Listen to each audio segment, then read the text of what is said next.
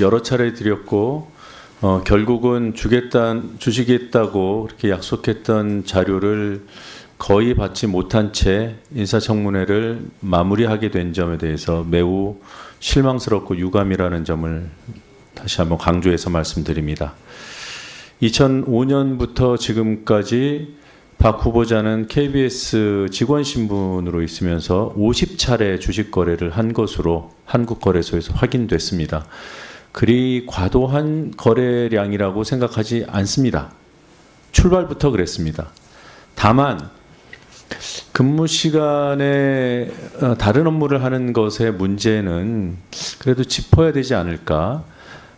물론 뭐 지금으로부터 20년 전이면은 지금 지위나 책임감이 달랐을 때이기 때문에 그 당시에 그 어떤 사례들 그리고 또 최근의 사례들 다 경중이 있겠지만 전반적으로 업무 시간 중에 이런 거래를 한 부분에 대해서 사장이 만약에 된다면 유사 사례에 대한 뭐 징계 논란이 있을 수도 있고 그래서 어떤 입장인지 듣고 싶어서 근무 시간 중 거래에 대해서 물었고 명쾌하게 하면 안 된다고 했습니다. 그래서 본인에 대해서는 어떻게 평가하는지 알고 싶었어요.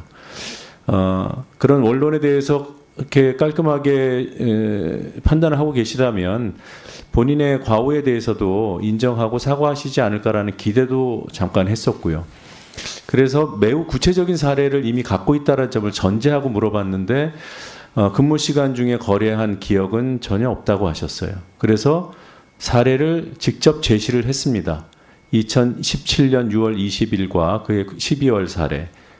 사장 비서실장으로 평일 근무를 하고 있을 때 휴가도 아니었던 바로 그 당일에 수십 차례씩의 거래가 체결된 내역을 제시하면서 물었습니다.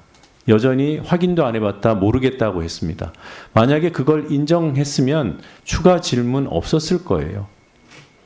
그래서 이상했습니다. 왜 하루에 수천만 원어치를 거래했는데 모를까? 그래서 1억 원이 넘는 1억 7천만 원이 넘고 1억 5천만 원이 넘는 사례도 질문했지만 역시 기억이 없다고 했어요. 구체적인 종목명 하나하나 거명하면서 여쭤보는데도 모른다고 하면서 배우자의 거래인가? 라고 하면서 제가 확보한 자료의 신빙성에 대해서 의문을 제기하셨습니다. 그건 뭐 저를 공격하려는 의도가 아니라 본인이 정말 당황하시더라고요. 도대체 어떻게 된 거지? 이게 정말로 배우자의 계좌가 온 것인가? 그런데 이내 후보자께서는 본인의 계좌가 맞고 일부 종목은 기억이 돌아왔다고 말씀하셨고 그리고 배우자의 추천을 받아서 거래를 했기 때문에 종목은 기억하지 못할 수 있다. 그 부분이 사실이라면 충분히 이해됩니다. 그래서 제가 확인을 해보자고 한 거예요. 그리고 확인해 주겠다고 하셨고 그런데 배우자는 뭐 본인이 후보자의 뜻과 무관하게 반대했다고 하니까 그것도 역시 충분히 이해가 됩니다. 배우자를 강제할 수는 없잖아요.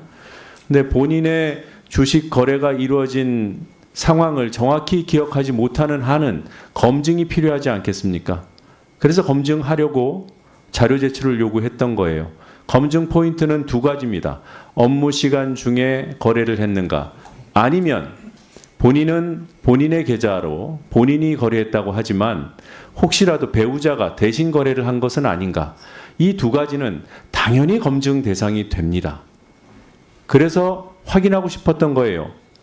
본인이 배우자의 책임을 가려주기 위해서 그건 뭐 인지상정 아니겠습니까? 그래서 본인이 거래한 것으로 서로 근무 중 거래라는 비판을 받더라도 그것을 감수하고 본인이 거래했노라 이런 제 기준으로는 그건 이해되는 거짓말입니다. 배우자를 보호하기 위한 거짓말이기 때문에. 그런데 그건 또 아니라고 했어요. IP 주소를 제공하면 만약에 배우자가 후보자의 계좌를 사용했다면 그런 잘못된 거래가 들통이 납니다.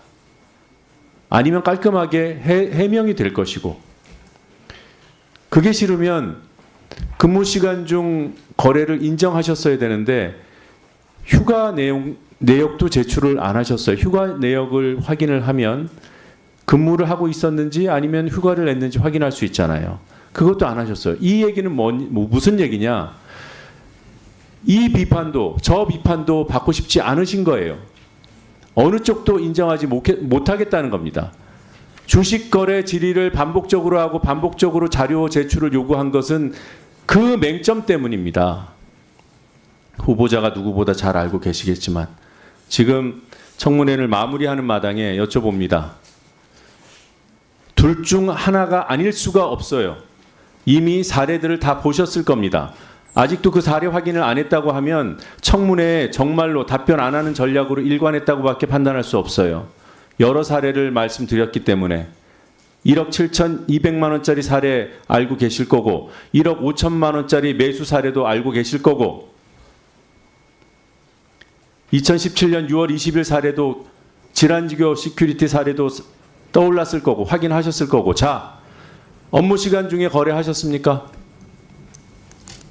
네, 20여 년 전 20년치 자료를 드렸고 실제로 저한테 여쭤보셨을 때 제가 기억하지 못하는 거래가 있었습니다. 그리고 특정 날짜의 자료 IP를 이제 근태를 드렸는데 20년 동안 50차례 거래를 하면서 뭐 어떤 거는 휴일날 했고 혹은 어떤 거는 제가 근무 시간 아닌 중 했을 수도 있지만 우리 위원님께서 지적하신 대로 일부 근무 시간에 제가 이 주식 거래를 했을 가능성이 있습니다. 그 점에 대해서는 제가 사과드립니다. 50차례 전부 평일에 하셔서 휴일 여부만 확인을 하면 휴가 여부만 확인하면 더 들어가기 어려운 부분이에요. 만약에 그런데 50차례 모두 업무 시간 중에 거래를 했다면 그 사실관계가 드러내는 게 그 사실관계를 드러내는 게 맞고 그에 기반해서 사과를 하든지 말든지 하는 겁니다. 매우 실망스러운 답변이셔서 네, 그러시죠. 네. 부탁드리겠습니다. PPT 띄워주십시오. 네.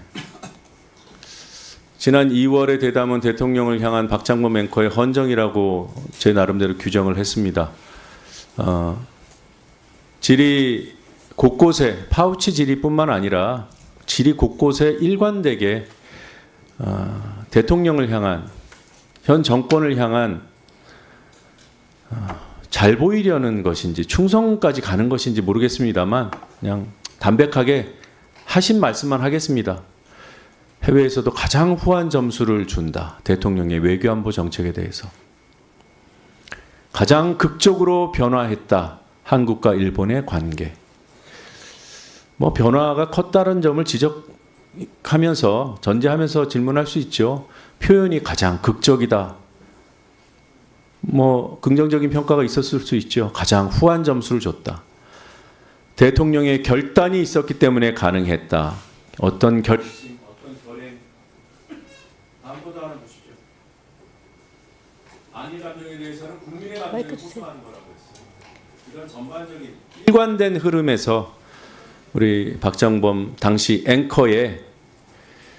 앵커로서 부적절한 대담 진행, 그것이 결과적으로 정권에 충성했다라는 비판을 받아도 KBS 구성원들이 반박하기 어려운 지경, 그것을 만들어냈습니다. 그게 결과적으로 이런 세속적으로는 자리를 차지하고 과실을 따먹는 그런 행위로 비춰지기 때문에 더더욱 KBS 구성원들은 박탈감과 허탈함을 느끼지 않을까 싶습니다. 그 점 꼭 유념하시기 바랍니다. 이상입니다. 네, 수고하셨습니다. 조인철 의원님 질의해 주시기 바랍니다. 안 하십니까? 네, 알겠습니다. 최수진 의원님 하십시오. 최수진입니다. 3일간에 걸친 KBS 사장